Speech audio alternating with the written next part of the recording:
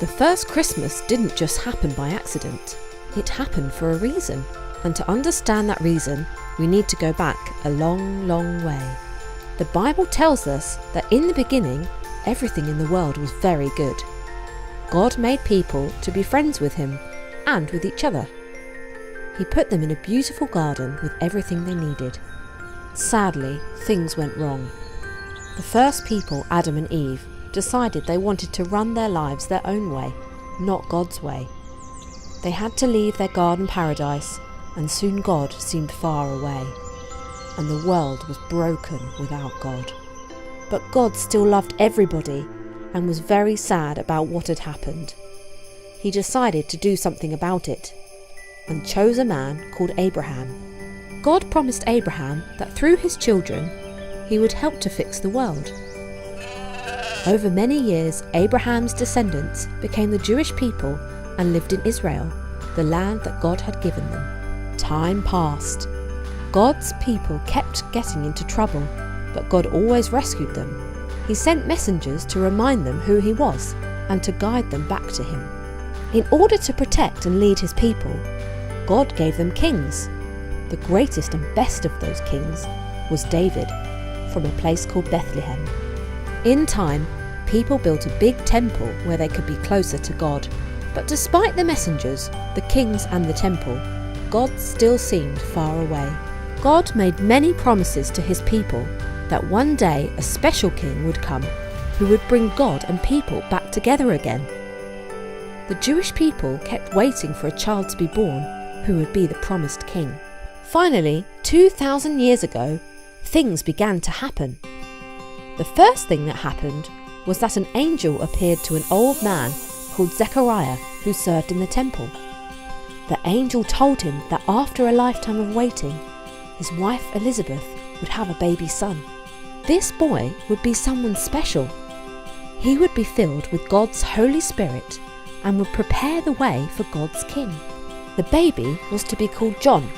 Later in the Bible, we read how John made people ready for God's king by baptizing them in water as a sign that their sins had been washed away and their lives were clean. But the really important thing was what happened at almost the same time in a town called Nazareth. A young girl called Mary lived there, and she loved God. Mary was engaged to be married to a man called Joseph. One day, she was visited by an angel called Gabriel. "Don't be afraid, Mary. God is pleased with you," Gabriel said. "You are going to become pregnant. The boy you will have will be called Jesus, and he will be great." The name Jesus means God rescues, and rescuing is exactly what Jesus does. "People will call Jesus the Son of God," Gabriel continued, "and he will be a king like David, only with a kingdom that will never end." Mary didn't understand. "There's a problem," she said. "You need a man to produce babies, and Joseph and I aren't yet married." Gabriel replied, "That isn't a problem for God. The baby will be made through God's Holy Spirit." This tells us that Jesus was not going to be an ordinary human being like you or me, but God as well. Mary bowed her head. "I am God's servant. May your promises come true." She was so filled with joy that she sang a song to God, praising him for what he was doing for his people. Joseph was not happy when he heard that the girl he was going to marry was pregnant. But he had a dream in which an angel spoke to him, telling him not to worry. Mary had done nothing wrong, and the baby who was coming had been made by the Holy Spirit. You might have expected that Mary would stay in Nazareth to have her baby, but God had other plans. At this time, Israel was controlled by the powerful Roman Empire, ruled by Caesar Augustus. He needed more people to pay money to the government in taxes, so he ordered everybody to go back to where they came from so that they could be registered for tax. As Joseph was descended from King David and came from Bethlehem, that was where he had to go. He took Mary with him. It was a long journey, and when Mary and Joseph got to Bethlehem, they found that there was nowhere for them to stay. The only place they could find was a room where animals were kept. This was where Jesus was born, and Mary and Joseph wrapped him up and put him in a cattle trough. How very strange that when the king who will rule forever came to earth, he was born in such a poor little place. Bethlehem was a village in the countryside surrounded by fields where shepherds were looking after their flocks of sheep. That night, an angel appeared to the shepherds in a dazzling blaze of light. They were terrified. The angel told them not to be afraid. "I am bringing you good news," he said. "The one who will save the world, the baby who will become a greater king than David, has been born in Bethlehem. You will find him in a cattle trough." And with that, the night sky opened to show thousands of angels praising God. After the angels had disappeared back into heaven, the shepherds rushed off to Bethlehem to find the baby. Then they returned to their sheep, singing praises to God and telling everybody about what they had seen. The way that God told the shepherds to come to see the baby reminds us that Jesus came to earth for all of us, whether we are rich or poor. When Jesus was just a few days old, Mary and Joseph took him to the great temple in Jerusalem. To their surprise, 2 people at the temple realised who Jesus was. One was a very old man called Simeon. He told Mary and Joseph that the child would be a light to show God to the whole world. A wise woman called Anna recognised that the baby would grow up to be the king who would rescue God's people.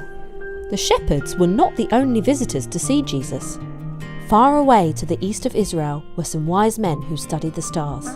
These wise men noticed an unusual star in the sky that showed them that a king had been born to the Jewish people. So they prepared precious gifts and began a long journey to try to find him.